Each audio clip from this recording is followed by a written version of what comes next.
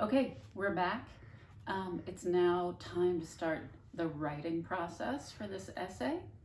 And here's what I've got in front of me. I have my pros and cons list that I made after I finished reading the articles. I still have my copies of the articles themselves with me. And I've also got my opinion writing format that I sent you. And I've got something to write with. So one other thing I have is a sample essay that I wrote on a different topic, same kind of essay, different topic. The topic here is, should cats be allowed to drive? And I think I will start by reading that essay to you. And as you're listening, notice what's going into this essay so that you can think about how you can do those same kind of writing moves when you write your persuasive essay. All right, cats should not be allowed to drive. There's been much public debate recently over a growing movement to allow cats to get driver's licenses. Cats in growing numbers are petitioning the government to be allowed to purchase and drive cars. I read 3 articles about this issue, and I have come to the conclusion that cats should not be allowed to drive. So notice there, I introduced the topic and I stated my opinion. That's a good introduction. Next is my first body paragraph. One of the main reasons cats shouldn't be allowed to drive is that they are very easily distracted. In this article, Should Cats Drive?, Dr. Lauren Bricker of the Washington State Department of Licensing points out that my cat is constantly chasing shadows, specks of dust, and spiders. What would happen if a cat was driving down the street and they saw a bug? They would chase it, that's what, only they would be in a car. That could be very dangerous. In the same article, Stephen Spencer says, have you ever seen a cat chase a laser point? Red lights would look just like a giant laser point. They would go nuts. Those are very convincing arguments. Cats are too distractible to drive. Okay, so first body paragraph, I have my first reason, which is that they're too distractible. Then I've quoted twice 2 people from an article to support my reasoning. All right, next body paragraph, my next reason. Another reason that cats should not drive is that they cannot reach the pedals. The article, Is a Cat's Body Designed for Driving?, explains that there is absolutely no way a cat could steer and press the brake or accelerator at the same time. They are way too small. The article, Cats Driving?, explains that cats would either have to work in pairs to operate the cars or they would have to jump back and forth between the seat and the floor. That sounds pretty dangerous to me. Cats just aren't built for driving cars. Okay, so in the second body paragraph, I introduced my second reason, which is that their bodies just aren't designed for it. And again, I've got supporting evidence from 2 different articles. And my last sentence just restates that reason again. Okay, third body paragraph.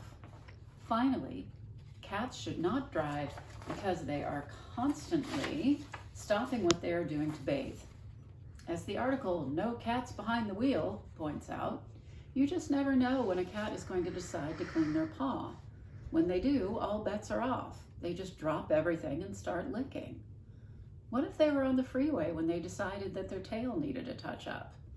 Even worse, says Susie Hecht, author of the article, can you imagine getting stuck in traffic behind a cat giving itself a spontaneous bath? It would be mayhem in the streets. Cats would cause too many traffic hazards if they drove. Okay, again, third body paragraph, a third different reason with evidence from the articles to support my reason. Finally, the conclusion. Cats are just not cut out for driving. It's not safe or, frankly, even possible. Some people might say, cats have great reflexes. Well, that is true, hence the expression cat-like reflexes. They probably wouldn't use those reflexes to drive safely. They would just be chasing bugs or lights. Allowing cats to drive is just a really, really bad idea. Okay, conclusion. It restates my opinion in different words, and then it brings up an argument from the other side. So an argument from someone who thinks that cats should be able to drive, and that argument is, oh, but they have great reflexes. And then I shoot that argument down, okay? And then I have a final concluding sentence, and that makes a good conclusion. So today, what we're going to try to do is write just the introduction part. So if I look again at both my example and at my plan, it says that paragraph 1, the introduction, you're going to let the reader know what your topic is. You're going to tell the reader what you did to learn about it, and you're going to tell the reader your opinion. And again, as I mentioned in the earlier video, when I have to write a persuasive essay, what I try to do, no matter how I actually feel about it, what I try to do is, sorry, guess who's right here? Whoop, she doesn't want to come. She can't drive. Izzy's visiting. What I try to do is pick the side that I have the most concrete evidence, okay? So when I look at my pros and cons sheet here, I have a lot more cons than pros. And it kind of kills me to say it, but I don't think it's a good idea to have raccoons as pets.